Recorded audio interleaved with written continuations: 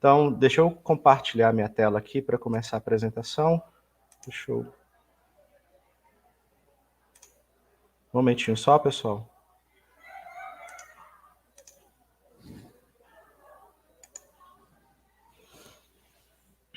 Então, vamos lá, pessoal.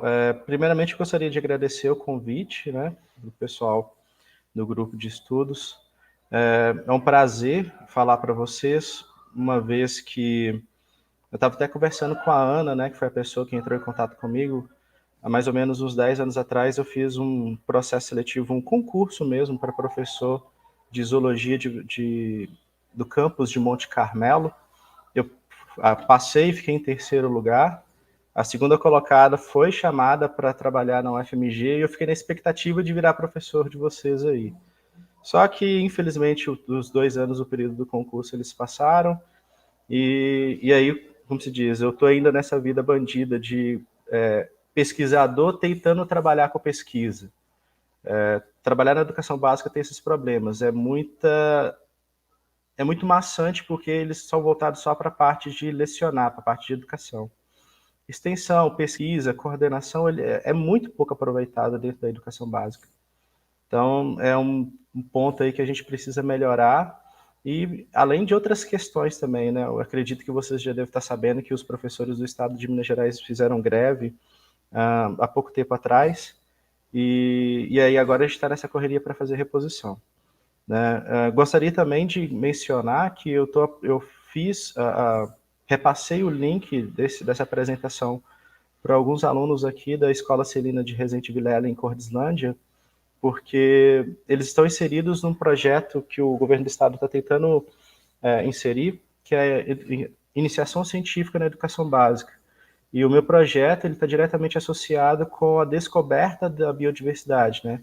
Descrição da biodiversidade alfa aqui na região. Então, de certa forma, eu vou colocar essa apresentação como um dos resultados desse trabalho que eu estou desenvolvendo. O colega já me apresentou, meu nome é Felipe, eu sou graduado em Biologia, fiz mestrado e doutorado na Federal de Lavras, e eu trabalho basicamente com ecologia e conservação, né? Eu trabalho com ecologia e conservação de vertebrados, tenho habilidades para trabalhar mais com mamíferos, mas eu faço parte de um grupo de pesquisa informal que trabalha vários grupos com ênfase maior, tanto em mamíferos quanto em aves. Né? Tem um parceiro meu de publicações que está assistindo a palestra aqui agora, o Aloysio Moura, que foi meu orientado de mestrado, estou, de certa forma, ajudando agora no doutorado dele, e ele tem sido um suporte para todos os trabalhos e pesquisas que eu tenho desenvolvido. Né? Deixa eu contar um pouco a história dessa minha experiência com essa questão de caça, né? Eu, mais ou menos em 2012, eu estava fazendo algumas disciplinas ainda do doutorado, e um professor, o Luiz Antônio Coimbra, perdão, Luiz Antônio Coimbra me propôs, falou assim, Felipe, vamos fazer um levantamento de quais decretos, legislações e tudo mais que aborda a fauna, como é que eles estão sendo promulgados, o período, a distância entre as promulgações, como é que tudo isso funciona, se existe algum perfil nessas publicações. E aí, no final das contas, a gente conseguiu reunir um número muito grande de documentos, a gente percebeu que essas publicações elas demoravam muito para poder aparecerem, né? E essa situação tem mudado um pouco, mas não pelo perfil de caça. A gente vai conversar um pouco sobre isso, tá? E assim, essa apresentação resultou de um artigo científico. Será que a caça tem recebido a atenção necessária? Ele foi publicado em 2013 na revista Agrogeoambiental, que é uma revista vinculada ao IF aqui de sul de Minas. E o interessante é que logo depois que eu publiquei esse trabalho, uns 2, 3 meses depois, eu fui chamado por esse mesmo professor para falar sobre o tema. E quem quiser ter acesso depois do artigo, eu posso passar, né? Nesse trabalho, eu tinha uma certa visão um pouco mais protetora dos animais, porque ainda tenho, vou ser sincero com vocês. Mas aí entrou um grupo de pessoas na pós-graduação que eles já tinham essa questão de um viés para a caça, mas não uma caça voltada para basicamente por esporte, simplesmente para matar os animais, mas sim para questões de controle populacional, para questões de controle de espécies exóticas, a gente vai falar um pouco sobre isso. E aí criou-se um debate tão legal que eles conseguiram modificar um pouco a minha postura. Então, aquilo que eu vou apresentar é um pouco daquilo que está inserido no artigo, tem um pouco de pesquisa por fora que eu fiz, né, para complementar, para falar um pouco sobre essa questão dos impactos da saúde pública, e também tem um pouco dessa visão que esse outro grupo conseguiu mexer com a minha cabeça e apresentar de uma maneira diferenciada. Beleza? Mas uma coisa eu acho que vale a pena a gente frisar, que muito daquilo que está sendo mudado nos últimos anos tem um perfil político, vamos dizer dessa maneira, porque existe hoje um incentivo para a compra de armas de fogo, aquela questão dos CACs. Eu não vou entrar nesse mérito, eu só sei que, infelizmente, não voltado para a caça, mas para a questão geral, acho que a gente precisa pensar muito nessa questão da pesquisa em si, da educação, da extensão, e o atual governo ele não tem olhado muito para essa questão nossa, das universidades públicas, e, gente, vamos tomar muito cuidado com essas eleições que estão por vir, porque elas vão ser fundamentais para que vocês consigam, perdão, para que a gente consiga, de fato, sair do buraco que as universidades estão e poder melhorar em todos os sentidos, né? Eu tenho amigos que eu mandei o link para essa palestra que já não recebem a bolsa de mestrado ou doutorado há alguns meses, e esse voto vai ser extremamente importante para a gente ou sepultar de vez a pós-graduação e a pesquisa no Brasil, ou a gente reerguer de uma forma um pouco melhor, né? Eu acredito que vai ser em pequenos degraus, mas a gente vai caminhando. Então vamos lá. Antes de começar o conteúdo propriamente dito, eu propus para o pessoal da organização da gente fazer uma interação um pouco maior. Então eu vou propor uma primeira interação agora e uma última interação no final da apresentação. Se vocês puderem, eu gostaria que vocês copiassem isso daí, esse labsiconic.network/mapa. Não sei se o pessoal da organização está aí acompanhando. Será que vocês poderiam colocar no chat para o pessoal? Esse site, pessoal, ele te dá o link para essa página, como está demonstrado aqui, né? E aí, eu gostaria que vocês fizessem prints da apresentação, fizessem um mapa de influências, o que vocês mais gostaram, e postassem nas redes sociais de vocês. Mas na hora de postar nas redes sociais, eu gostaria que vocês marcassem nós, quando eu digo nós, seria eu e o pessoal da organização, nesses 4 arrobas que estão aí, né? Felipe Samac, ssucb.ufo, jecbufo e @zesufo, tá? Marquem a gente, porque depois, eu estava até conversando com a Ana, eu separei 2 livros, um eu vou doar para a primeira pessoa que conseguir fechar esse mapa de influências e colocar lá nas redes sociais, beleza? E o segundo vai para o final, junto com a perguntinha que vai ser feita. Enfim, eu não vou dar spoiler não, mais para frente eu vou falar. Porque todos os dias de apresentação, o pessoal faz uma pergunta e quem souber acaba ganhando brinde. Além do brinde normal, que é do grupo de estudos, eu também vou fornecer um livro, só que eles vão ser entregues de uma maneira diferenciada. A gente vai conversar sobre isso mais para frente. Então tá, pessoal, vamos lá. Começando os trabalhos. Primeira coisa que a gente tem que entender é que o nosso país ele é extremamente diverso. Nós temos vários domínios morfoclimáticos que alguns artigos eles chamam de biomas, e cada um desses domínios tem uma diversidade incrível de animais vertebrados, invertebrados, plantas e tudo mais. Alguns trabalhos mais antigos eles até mencionam que alguns desses domínios morfoclimáticos eles estão ameaçados de extinção, eles têm uma elevada diversidade, eles têm uma altíssima taxa de endemismos. O que seria endemismo? Endemismo são aquelas espécies que ocorrem basicamente naquela localidade e em nenhum outro lugar. Tá? Se uma espécie é endêmica da Mata Atlântica, ela vai só ocorrer na Mata Atlântica. Às vezes um trecho muito reduzido de Mata Atlântica. Essa espécie de planta ela acontece só no trecho setentrional da Caatinga, então ele só vai acontecer ali. Então, a partir do momento que esse domínio morfoclimático ou esse bioma, ele é reduzido, ele passa por algum tipo de estresse, você automaticamente você vai acabar com essa espécie, beleza?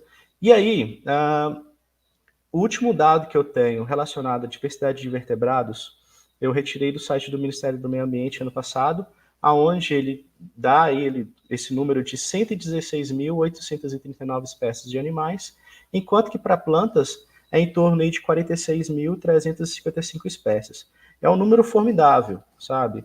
Para a diversidade de aves é a segunda maior diversidade do planeta, para a diversidade de mamíferos é uma das maiores, e a diversidade de mamíferos ela é muito pouco compreendida, né? Tem um trabalho do Patterson, que é um pouco mais antigo, que ele faz uma previsão de descrição de um gênero e 8 espécies por ano, e a maior parte dessas espécies são descritas são aqui das regiões neotropicais, essas regiões aqui, Brasil, Guianas, Colômbia, dessas matas amazônicas pouco exploradas, e por incrível que pareça, algumas espécies elas aparecem também em ambientes que são assim muito bem conhecidos.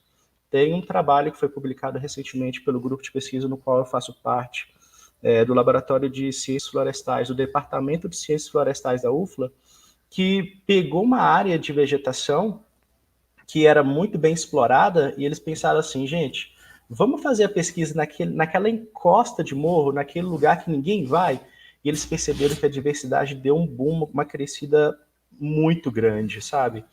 E eles publicaram esse trabalho, se não me falha a memória, na Biodiversity Conservation no final do ano passado. Então, mesmo em áreas que aparentemente são bem conhecidas, a gente pode encontrar uma diversidade muito grande de plantas. E voltado para essa parte de vertebrados, eu publiquei um trabalho há um tempo atrás, junto com a Luísa Moura, falando sobre a questão das aves crepusculares, né? Porque normalmente quando alguém vai fazer uma descrição, uma listagem de aves de uma determinada área, ele chega bem cedinho, né? 4, 5 horas da manhã para pegar aquelas aves nessa região, nesse período específico, às vezes fica até um pouco mais tarde. Tem gente que ainda pega o final da tarde, início da noite, mas as aves noturnas mesmo, às vezes elas são negligenciadas. E acaba que essa diversidade ela precisa ser melhor compreendida para que esses números eles possam aumentar de fato. Beleza, pessoal? Então, é um país mega diverso, a gente precisa entender melhor. Nós temos domínios morfoclimáticos que, basicamente, precisam ser melhor compreendidos, não só com relação à sua biodiversidade, mas também, por exemplo, sobre a questão do estoque de carbono na Amazônia, que são estoques que acontecem somente aqui e em nenhum outro lugar. A gente perdeu milhões de dólares com a perda de financiamentos internacionais por causa do atual governo. Vai parecer que eu estou sendo um pouco tendencioso, gente, mas eu vou ser, de certa forma, porque a parte ambiental desse governo ele tem deixado a desejar. A boiada está passando e as coisas elas precisam ser contidas. Então tá. Então, nesse sentido, pessoal, toda essa biodiversidade ela passa por uma determinada ameaça. Existem várias, né? As mais destacadas em artigos científicos são essas duas que estão aí em cima, que é a fragmentação e a perda de hábitat. O que é a perda de hábitat? Você tem uma área natural, em algum momento ela vai ser reduzida em um único pedaço. Quando você tem esse único pedaço, você tem esse processo de perda de hábitat. Agora, quando essa floresta natural ela é reduzida em vários pequenos pedaços, você tem a formação de pequenos fragmentos, você tem a fragmentação. A quantidade de área nesse lado aqui é igual ao lado de cá, só que isso tem uma influência direta naquilo que a gente chama de especialistas e generalistas, né? Algumas espécies que são basicamente difíceis de você encontrar, que são aquelas especialistas, elas precisam de um microambiente, de um microhabitat adequado para a sua sobrevivência. Se ele modificar pouca coisa, ele já não suporta aquilo e ele pode ser extinto naquela área. Então, nessa condição aqui do ambiente completo, ele teria o seu habitat preservado. Nessa segunda condição de perda de habitat, a área dele de sobrevivência reduziria, né? Mas ele ainda conseguiria ter uma pequena área onde ele conseguiria sobreviver. Enquanto que nessa área aqui, muito pequena, a mudança do microhabitat é tão brusca e tão drástica que somente muitos generalistas, eles conseguiriam sobreviver. Meu trabalho de doutorado foi exatamente sobre isso. Eu pesquisei fragmentos de pequeno porte, menores do que 50 hectares, e, gente, eu só peguei animal generalista de fora a fora, sabe? E aí, os especialistas, eu só encontrei no meu mestrado, em áreas que ninguém mexeu, e você tem algumas áreas que dificilmente você teve contato com humanos. Então, assim, essa parte é interessante a gente entender, porque, de um lado, a gente tem a perda de hábitat, que é muito mencionado em artigo científico, livros, e principalmente eu vejo muito isso nos livros didáticos do ensino médio e ensino básico, né, ensino fundamental 2, e a fragmentação está aqui. Um segundo tópico, um terceiro, na verdade, seria a perda desses animais por atropelamentos. Eu tenho alguns artigos publicados nesse sentido, e, gente, quão pior é a qualidade da estrada, a falta de acostamento, se ela é uma estrada principal, se é uma estrada vicinal, tudo isso influencia nessa mortalidade. Eu estou fazendo a coleta de dados de atropelamentos entre a cidade de São Gonçalo do Sapucaí e Cordislândia, já tem mais ou menos uns 7, 8 meses, e, gente, a quantidade de animais é absurda. A gente já pegou 2 cavalos atropelados, 3 bois, jaratataca, 4 tipos de cobra, 2 tipos de lagartas. Então, assim, a gente encontra muita coisa atropelada. E aqui eu estou encontrando mais do que em outros lugares, porque não tem acostamento nenhum. Tem trechos dessa passagem, né, que você tem a floresta, 2, 3 metros de floresta literalmente colada na estrada, e os animais pulam na estrada para atravessar e você não vê. Graças a Deus eu nunca atropelei nenhum, mas eu vejo vários atropelados de fora a fora, e é uma situação que drena muito, diminui muito a biodiversidade de uma determinada localidade. Aqui no meio, pessoal, tem a questão das espécies invasoras, né? Eu peguei o finalzinho da palestra anterior, né, agora de 6 a 7, dou os parabéns para o palestrante, o cara fala bem demais da conta, né? Jogou uma pressão que eu não sei se eu vou conseguir suportar, mas vou tocando. A gente vai falar um pouco sobre essa questão do javali também. O javali é um animal que foi introduzido e ele tem hibridizado, formando o javaporco, né? Na maior parte dessas espécies invasoras, quando elas transformam-se em híbridos, esses híbridos eles são mais fortes, mais aptos a sobreviver no ambiente do que as espécies nativas, e acaba que eles excluem competitivamente essas espécies. E por fim, que é o tema principal da nossa apresentação, pessoal, que é opa, deu uma travadinha aqui, que é essa questão da caça, né?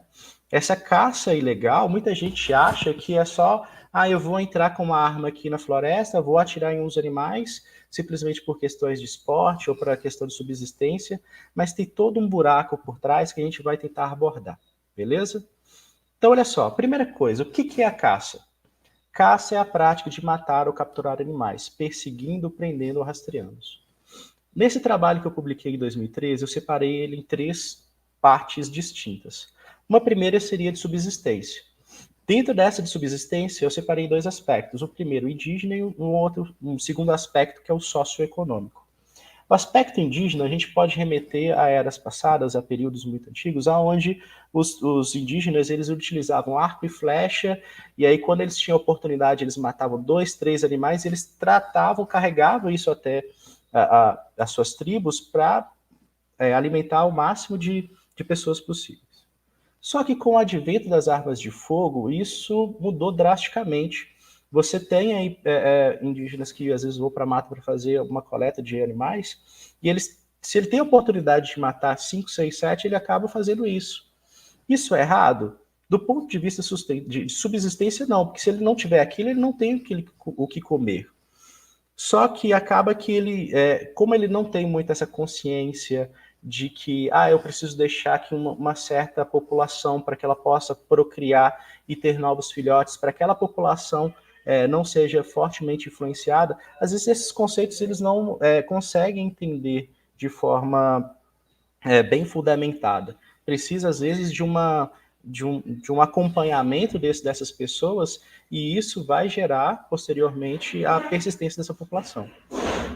Teve um trabalho que eu li há um tempo atrás sobre etnobiologia, que ele menciona que alguns indígenas eles saíam para fazer as caças, a caça trazia muita carne para a tribo, e aí exauria todos os recursos faunísticos de uma determinada região, e aí eles pegavam a tribo inteira e deslocavam para outro lugar. Era uma tribo nômade exatamente por causa disso, né? E aí exauria aqui, exauria ali, exauria acolá, e aí acabava que em algum momento esses animais eles retornavam, faziam novas colonizações, tá? E aí, enfim, aspecto indígena a gente pode abordar dessa seguinte maneira. O segundo aspecto seria o socioeconômico.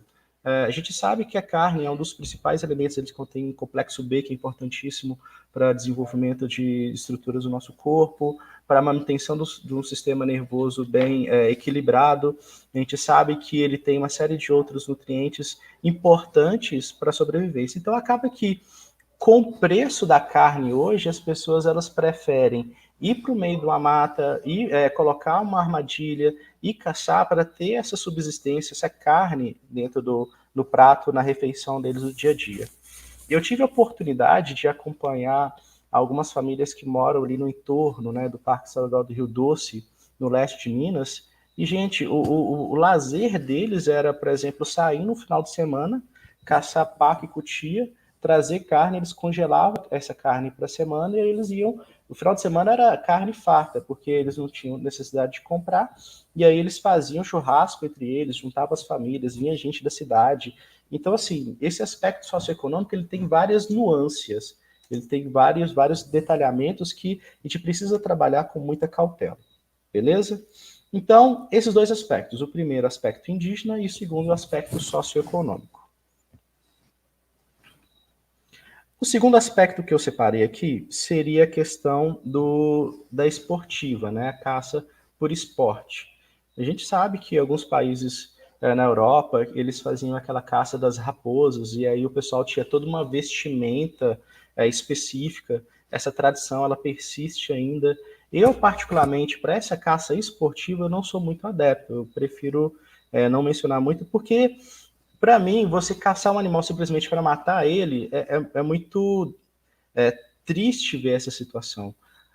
E aí, a grande questão é que, como é tradição lá, eles tentam importar essa tradição e, enfim, essa tradição, entre aspas, ela está expandindo para todo o território brasileiro. O grande problema é que, vou até colocar aqui para vocês verem, muitos grupos de caçadores eles estão utilizando o javali, como eu mencionei anteriormente, como pretexto para poder se armar. Então acaba que, por exemplo, nessa reportagem do Fantástico que foi veiculada alguns meses atrás, 7 meses atrás, né? Inclusive esse print eu peguei foi ontem de noite. Eles mencionam que alguns caçadores, que se falam caçadores amadores, eles estão introduzindo os javalis em áreas onde eles não existiam, simplesmente para poder estimular a caça, e essa caça está gerando um aumento exponencial da venda de armas. E a venda de armas, a gente sabe que ela não tem sido utilizada somente para caça, ela está sendo utilizada para vários outros fins, e a gente precisa tomar muito cuidado com relação a isso. Por isso que essa questão de caça esportiva, eu não sou adepto, não gosto de mencionar sobre isso, e eu acho que vale a pena ter um controle maior sobre isso, coisa que não está acontecendo, a gente sabe que não está acontecendo. E por fim, que é o aspecto principal que eu gostaria de mencionar com vocês, a questão do mercado negro, comércio ilegal de animais, né? Esse comércio ilegal, eu separei, na verdade não foi eu que separei, essa categorização ela está no artigo de Romero Munoz e Pérez Abieta, e eu concordo muito com isso, né? Porque dentro daquilo que foi mencionado, ele dividiu em ornamental, para amuletos, medicinal, doméstico e ritualístico, né? No ornamental, muitos desses animais eles são levados para outros países, ou às vezes eles são mortos para extração de penas, dentes, pele para fazer bolsa, para fazer sapato, para fazer cinto, e acaba que algumas dessas empresas que comercializam isso, eles não fazem um controle muito correto. A gente sabe que a fiscalização ela é muito deficitária, né? Então essa questão ornamental talvez seja um dos pontos chaves a serem combatidos. Como amuleto, existe algumas culturas que falam, por exemplo, que dentes de carnívoros, de grandes animais, quando você coloca em adornos, eles podem trazer a força desses animais. Que uma determinada pata de algum animal pode trazer prosperidade, alguma coisa de testículo de algum animal pode trazer algum tipo de fertilidade. Então, tudo isso tem essa questão dos amuletos, que foi mencionado no trabalho. Medicinal, pessoal, é uma situação que eu coloquei aqui, não ia abordar, mas em conversa com esse parceiro meu, Aloysio, ontem, ele falou assim, nossa, Felipe, mas essa questão da biopirataria é tão legal da gente abordar, pena que eu não vou poder explorar, mas a gente sabe que existem grandes empresas que vão para dentro das nossas matas brasileiras para fazer pesquisas para fins farmacológicos, a partir do momento que ele encontra um princípio ativo, ele patenteia aquilo e acaba que a gente tem que pagar por um produto que é natural do Brasil, ele é nativo, que vem advindo de um animal, e aí acaba que a gente paga para essa empresa, esse dinheiro vai para fora do país e ele acaba drenando todos os recursos faunísticos daqui de dentro e a gente não acaba usufruindo em uma forma, tá? Então a gente tem que tomar muito cuidado com relação a isso e aí, nós precisamos de investimento em pesquisas nesse sentido. A partir do momento que você percebe que tem algum recurso faunístico que ele pode gerar uma patente, pode gerar um produto, não sei, alguma coisa para virilidade, alguma coisa que é curativo para a pele, esse animal a gente entende que ele precisa ser produzido em larga escala, ele sai do ambiente natural e no momento que ele é produzido em cativeiro, a situação melhora e aí a gente acaba deixando esses animais nativos sobrevivendo, tendo seu ciclo normal e aí a gente consegue ter todos os benefícios normais.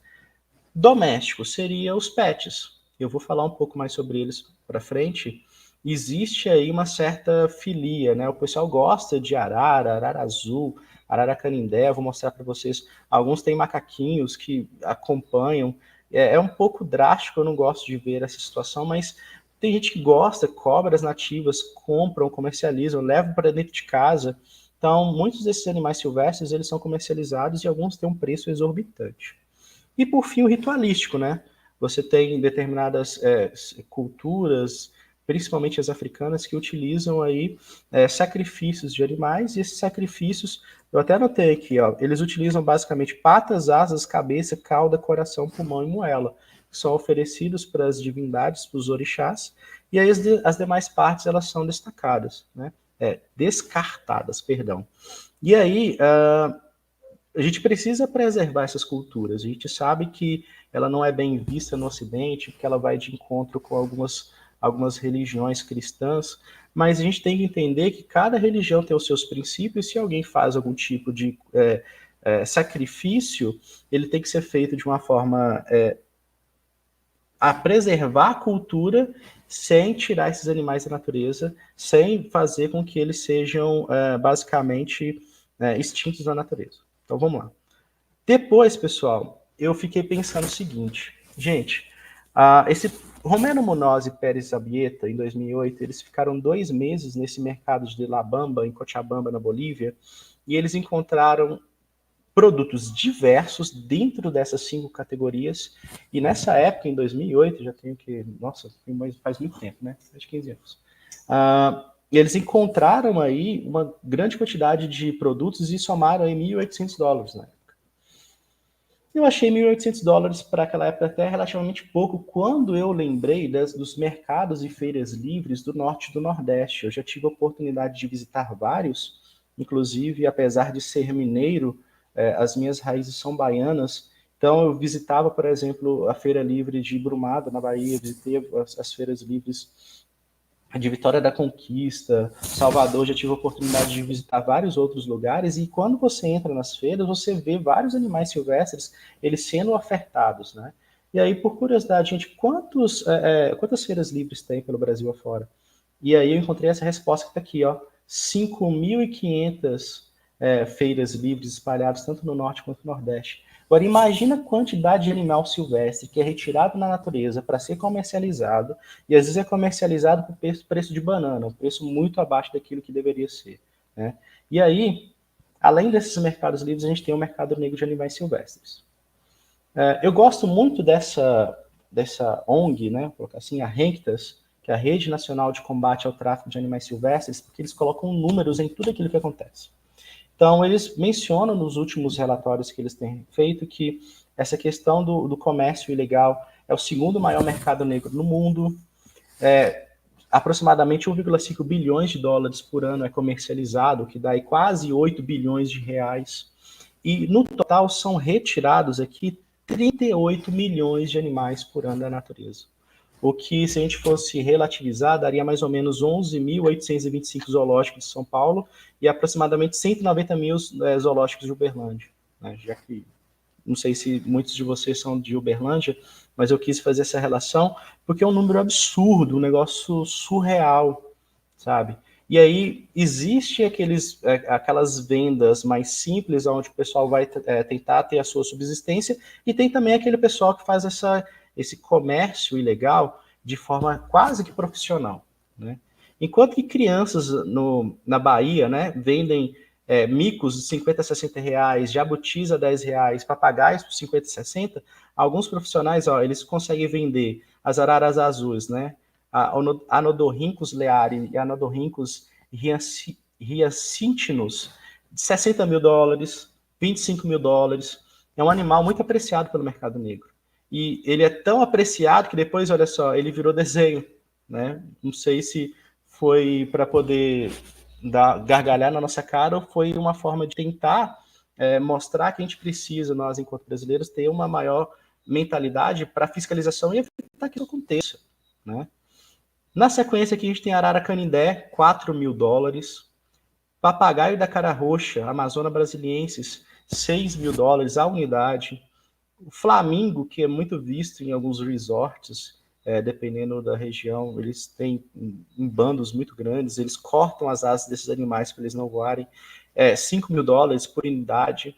Gente, arpia, né, que é a maior ave que a gente tem no Brasil, ela pode chegar aí que 1,30 m, 1,40 m de tamanho. Aqui nessa foto do lado, eu busquei exatamente essa foto para mostrar a dimensão desse animal, um animal lindo, sabe?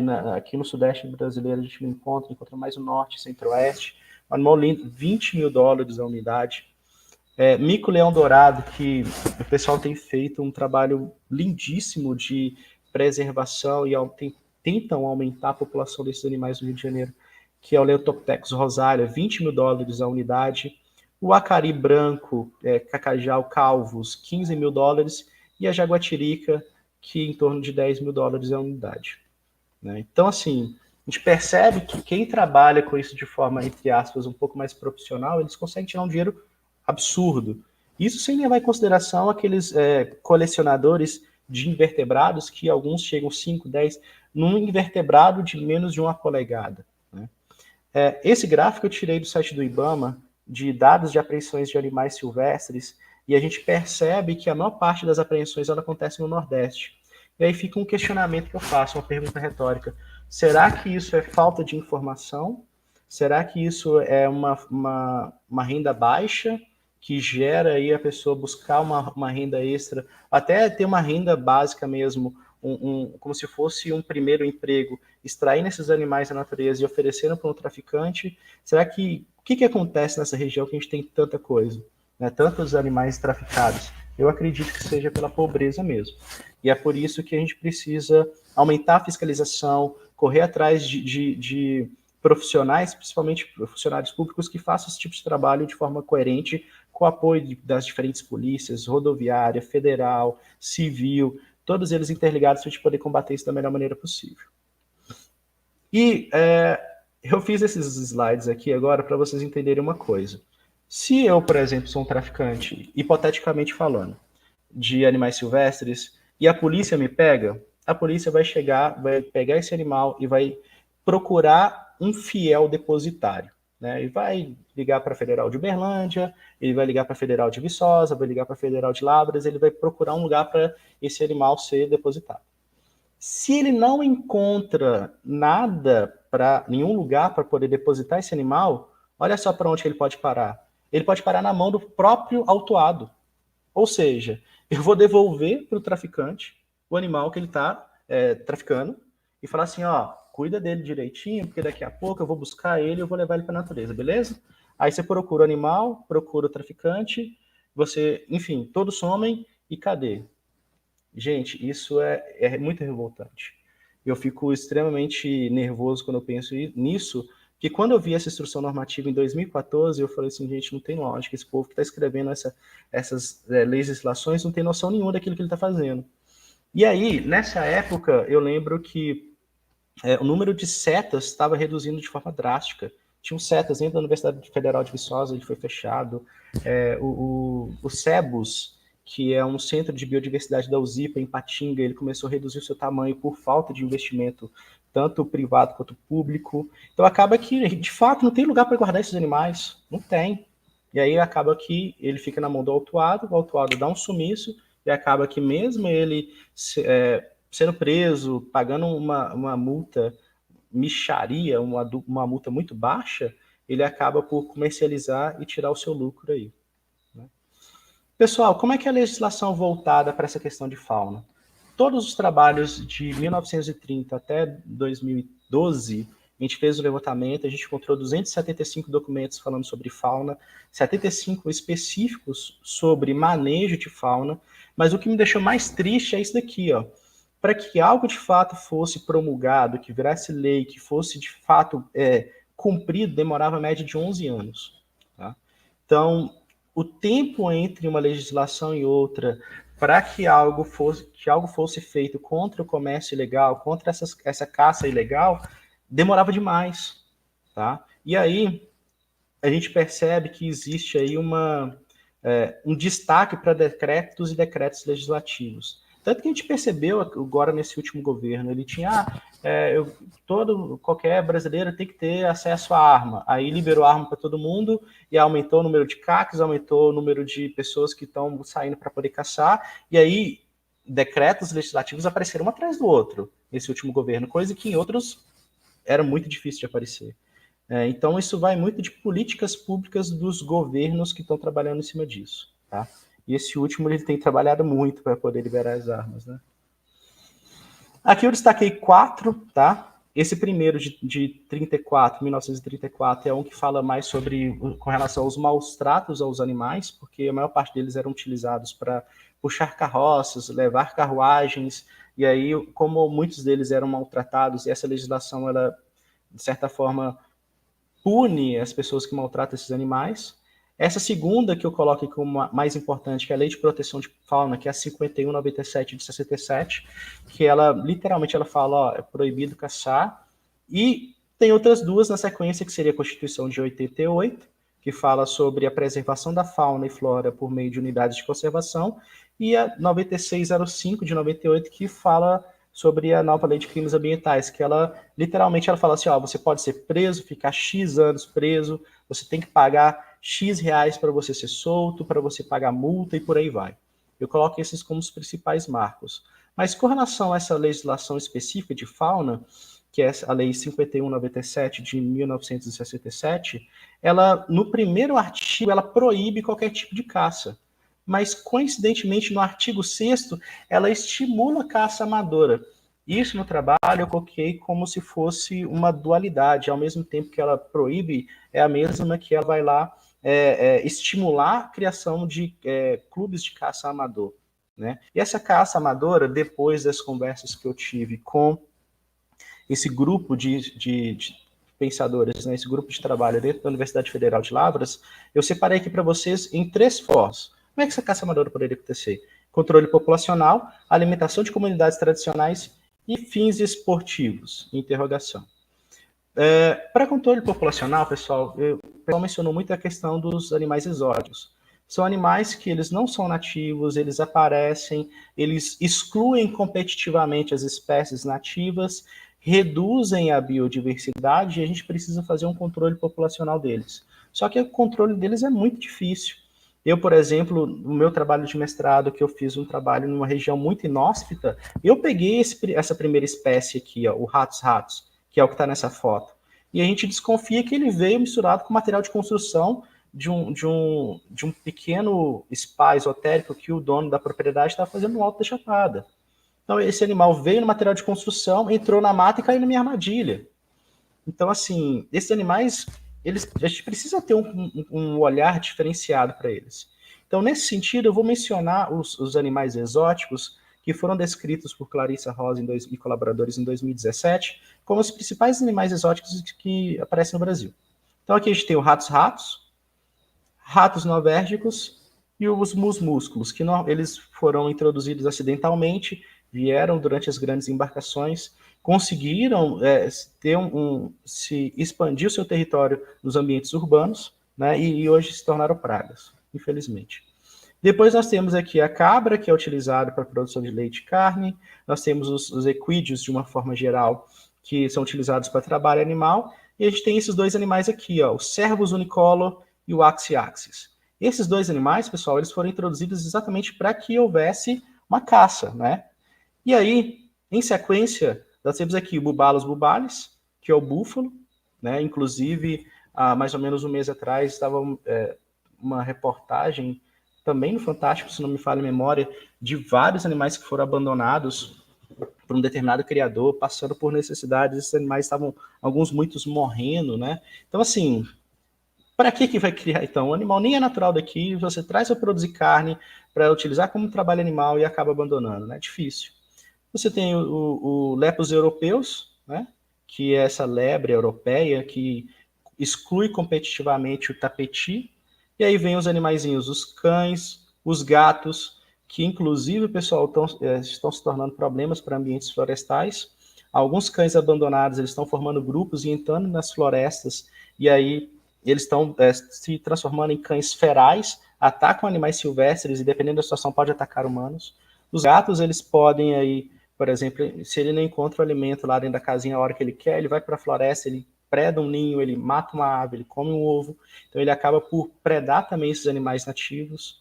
E aqui a gente tem alguns animais que são nativos do Brasil, mas eles não são nativos de alguns domínios, e eles foram introduzidos de forma inconsciente à medida que eles foram soltos em lugares inadequados. Então a gente tem aqui esse Pteranodon rupestris, que ele foi levado lá para o arquipélago de Noronha, ele não era nativo de lá, Saimires sireneus, os Calitrix, que são os clássicos, né, que é o Jacus, o Penicillato e o Geoffroy, né, que um é nativo da floresta atlântica, outro da savana, outro é mais para a região da Caatinga, e à medida que eles foram sendo misturados, criaram híbridos que estão excluindo competitivamente eles.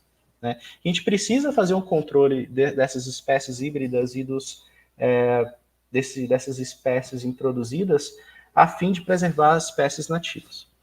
Outro questionamento que poderia ser utilizado para ter uma liberação da caça seria o controle de superpopulações. Né? Aqui a gente tem uma superpopulação de jacarés, na época que o Pantanal, antes das queimadas, a quantidade de jacaré é absurda. Né? Um segundo caso aqui seria o dos javalis. O javali foi trazido para você ter uma criação de carne, e à medida que eles perceberam que era muito difícil ter esse tratamento, ele foi solto. Ele está cruzando com os porcos nativos e criando o java-porco, e aí eles estão expandindo o território. Tem indícios, igual eu mostrei anteriormente, que ele está sendo introduzido de forma forçada, e aí estão aumentando a caça. A caça principal que tem sido feita é por meio de armas. O pessoal fala que 92% de todos os caçadores usam caça com arma de fogo, 94,4% entram em diversas propriedades além das dele para poder caçar esses animais.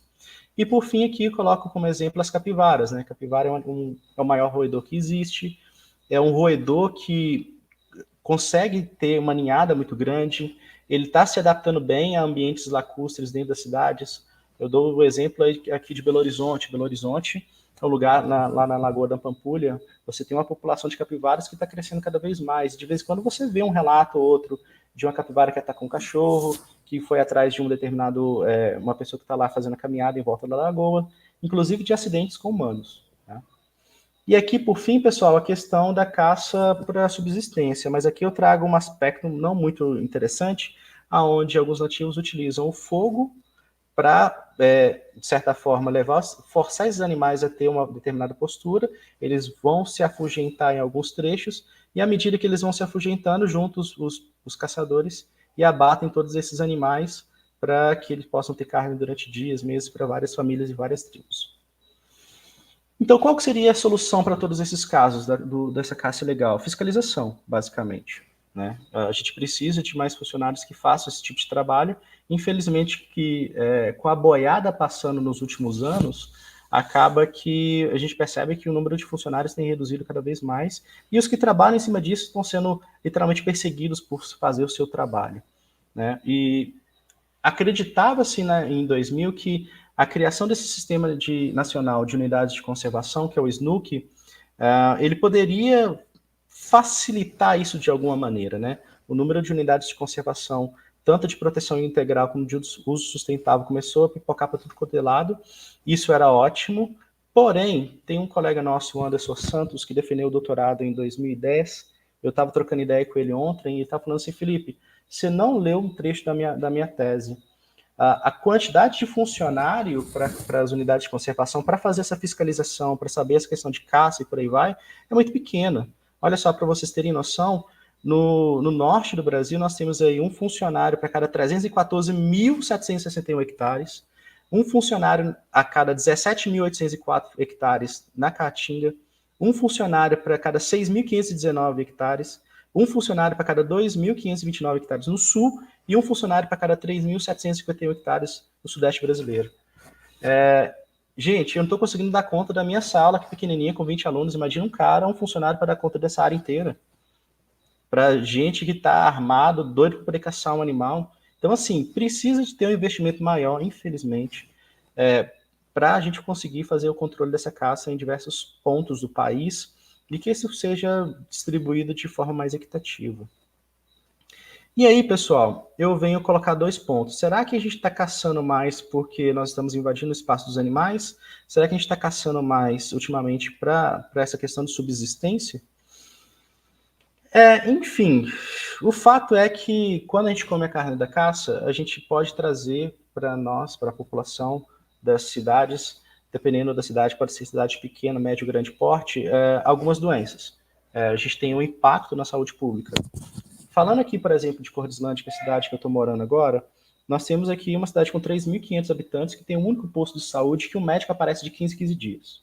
Às vezes pode aparecer semanalmente, mas o fato é que você tem pessoas que saem para caçar nas proximidades e eles podem adquirir a doença e essa doença ela pode ser disseminada de alguma maneira, né?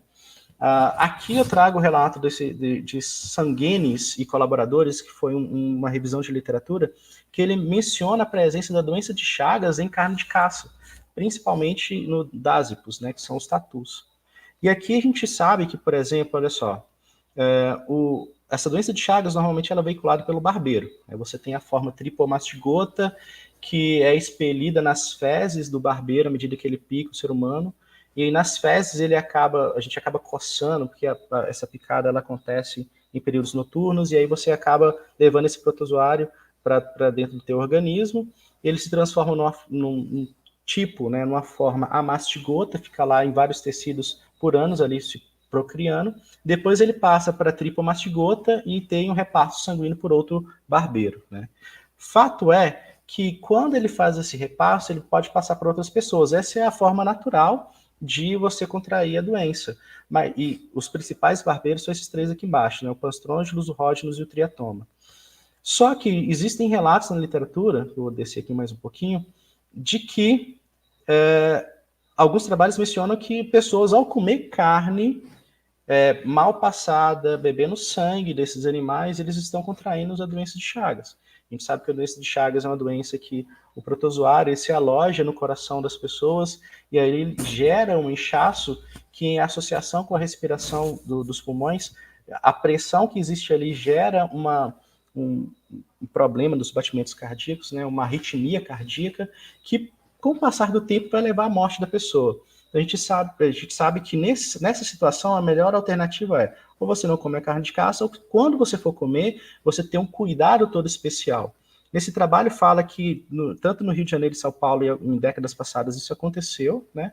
Mas o caso mais drástico foi aqui, na Argentina, onde crianças tomaram sangue desses animais por questões ritualísticas e acabaram contraindo a doença e morreram alguns poucos anos depois. Né? O outro caso que eu gostaria de trazer aqui para vocês é da famosa e bíblica lepra, né? Que existem evidências de lepra na Amazônia brasileira. E aí essa bactéria ela foi encontrada em aproximadamente 62% de todos os animais estudados, né? Dos tatus que estavam sendo consumidos. Aqui embaixo eu coloquei para vocês verem alguns sintomas da doença, mas normalmente os primeiros sintomas eles não são perceptíveis, né? Porque a hanseníase ela gera uma falta de sensibilidade na pele que a pessoa, enfim, aperta, leva beliscão, leva uma porrada e ela não sente nada. Né? Posteriormente esses sintomas aparecem, né? São os inchaços, o aparecimento de vermelhidão e aí, pessoal, só a título de conhecimento, os principais sintomas dessa doença são entupimento, sangramento de nariz, ao aparecimento de um formigamento, de manchas na pele. Os olhos, ele parece alguns caroços e alguns edemas, e tem uma diminuição da sensibilidade, porque os nervos eles estão inchando e eles acabam por serem pressionados.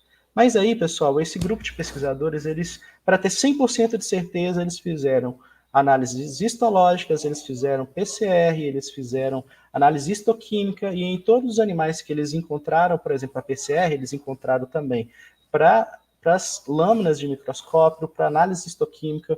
E aqui, ó, eu fiz o print de alguns desses resultados, né? Isso aqui em azul, né, seria o baço de um tatu que apresenta o bacilo do Mycobacterium lepre, né? Aqui em B, eu tenho o baço de um outro tatu, só que a coloração está em verde. E aqui embaixo eu tenho uma zona necrótica, né, um trecho de tecido que está morrendo, que apresenta aí alguns desses indivíduos com o bacilo da lepra. E aqui embaixo os resultados da PCR para vários indivíduos. Né? Aqui a análise histoquímica, os dois aqui de cima são estatus não infectados, e aqui embaixo todos os outros infectados, né? A gente percebe que existe uma mudança drástica no controle de antígenos. E, enfim, é um negócio que, quando ele foi discutir, eu pensei assim, poxa vida, não vou comer mais carne de tatu, né? Porque eu já percebi no primeiro artigo que ele pode levar doença de Chagas, esse agora pode levar lepra. E aí o artigo ele fala assim, ó, além desses dois, ele pode trazer também toxoplasma, paracoccidioides, sarcocistes, leptospirose, sporotrix. Os nomes são travas-línguas, pessoal, pelo amor de Deus. Relevem a minha pronúncia. Mas tudo isso aqui pode estar dentro desse animalzinho que, se ele não for bem tratado, a carne dele for bem tratada, acaba que você pode adquirir essa doença. Não vou entrar em detalhes, como eu gostaria para essa palestra, que já tem 50 minutos, mas existe uma enormidade, uma quantidade muito grande de doenças que podem ser veiculadas. E, por fim, é óbvio que eu não ia deixar de tratar sobre a questão da Covid, o SARS-CoV-2. Os primeiros casos eles foram identificados em Wuhan, na China, né, num mercado onde você tinha aí, os animais eram aprisionados, eles eram guardados ali, eles liberavam suas excretas, até coloquei aqui, ó, eles eram mantidos ali, eles eram sacrificados ali, eles eram limpados ali, eram consumidos ali, então assim, era uma situação extremamente periclitante, uma situação que, se fosse uma vigilância sanitária ali, eles iriam impedir metade daqueles biombos com a venda e comercialização desses produtos. E, infelizmente, por consumo de algum tipo de carne, que eles não sabem se é de morcego ou de pangolim, né, que eu vou falar isso daqui a pouco para vocês, houve os primeiros contatos e gerou essa pandemia de Covid no mundo afora. Então, vários questionamentos que eu faço. As caixas de manutenção são higienizadas? As excretas, elas contêm muitos patógenos. Esses patógenos, eles poderiam se apegar às carnes pouco processadas, desses animais recém-mortos, e aí existem artigos científicos que falam assim, gente, a gente precisa fechar esses mercados que tem o animal vivo para ser sacrificado na hora, ou o animal que foi recém-sacrificado, e, enfim, que inclusive esse trabalho de Dali, de 2020. Isso não incluiria só os mercados da China. Se você for pensar os mercados e feiras livres do Brasil, eles passam pela mesma situação em algumas circunstâncias, tá? Então, o pessoal está caindo, matando em cima desses mercados chineses, mas a gente esquece de olhar para o próprio umbigo, tá? E aí, na China existe um amplo consumo desses dois animais. Aqui a gente tem asas de morcego que estavam sendo pesadas para ser comercializadas. E aqui o animalzinho, o pangolim, que ele é considerado como uma iguaria em alguns países, inclusive na China. Um bichinho tão bonitinho, né? E eles acreditam hoje que o SARS-CoV-2 veio do pangolim por meio de uma análise genética feita por Liu e colaboradores em 2020, onde eles encontraram de 85 a 92% de homologias entre as sequências nucleotídicas do SARS-CoV-2 com o pangolim-CoV, né, que são dois vírus aí que têm similaridades e que poderiam sofrer mutação e ser repassado para a espécie humana, né? Então, a gente precisa de mais evidências, a gente precisa de mais estudos para chegar a uma conclusão de 100% de certeza, mas existe uma tendência forte da gente correlacionar com os pangolis e a comercialização e o consumo disso daí. E, gente, acho que alguns de vocês são mais experientes do que eu com relação à pandemia. E eu, durante esses 2 anos que eu fiquei em casa, eu entrei no estado de pânico, eu ficava literalmente dentro do meu quarto, não saía para nada, ganhei muito peso porque eu desenvolvi várias doenças psicossomáticas, várias doenças relacionadas ao meu comportamento, ganhei 10 quilos durante esses 2 anos. E assim, a gente sabe que a pandemia ela levaram várias pessoas, a pandemia levou várias pessoas a óbito, e a gente precisa pensar como é que a gente vai trabalhar a partir de agora, porque a Covid é uma doença que apareceu em Wuhan, partiu para o mundo inteiro e a gente vai ter que conviver com ela, né? Infelizmente. Eu estou convivendo com ela aqui dentro da escola que eu trabalho. Há mais ou menos uma semana, o governo do estado liberou a utilização de máscaras e o número de casos começou a aumentar de novo aqui na região. Então, assim, como é que a gente vai tratar isso? Essa questão de saúde pública precisa ser melhor estudada, pensada, e a gestão pública precisa compreender melhor para que esse número de casos seja o mínimo possível, para que não haja as mortes como elas estão acontecendo. Porque, para mim, ter 100 mortes, 150 mortes, como tem acontecido ultimamente, é muita coisa. E, infelizmente, dentro dos diferentes governos, a gente não está tendo especialistas da área.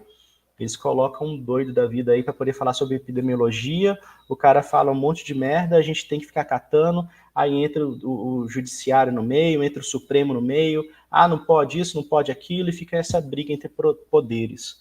A gente precisa de mais especialistas na área, mais ecoepidemiologistas, né, para poder compreender a disseminação dessa doença, como é que a gente faz o controle dela, quais são as formas que a gente pode pensar no médio e longo prazo para poder acabar com ela, continuar a vacinação, aumentar o número dos tipos de fabricantes de vacina, tudo isso precisa ser pensado e a gestão pública, infelizmente, hoje não tem pensado nesse sentido. Tá bom, pessoal? Existe solução? Eu acredito que sim, né? A gente pode evitar esse contato direto, que está sendo demonstrado aqui na figura A, a partir do momento que você tem manutenção das florestas, redução do consumo e comercialização de carnes de animais silvestres, maior fiscalização, a gente precisa muito de fiscalização para fazer esse controle, e investimento em vigilância sanitária e principalmente medicina preventiva. A gente percebe que hoje a medicina ela é muito pós. Eu tô tossindo, eu vou no médico. Eu tô com dor nas costas, eu vou no médico. Mas será que o que eu tenho que fazer para evitar sentir dor nas costas? O que eu tenho que evitar para ter Covid? O que eu tenho que fazer para evitar com que eu tenha algum tipo de doença? E a medicina preventiva ela pode nos ajudar muito nesse sentido. Tá bom, pessoal? Há algumas referências. Se vocês tiverem dúvidas ao reassistir essa apresentação no YouTube, vocês podem entrar em contato comigo. Meu e-mail é esse daí, epilafsama@hotmail.com. Né? Se vocês quiserem ter esse Linktree, vocês podem entrar no chat para trocar ideia direto comigo, eu respondo direto do celular. Tá? E é isso, pessoal. Muito obrigado.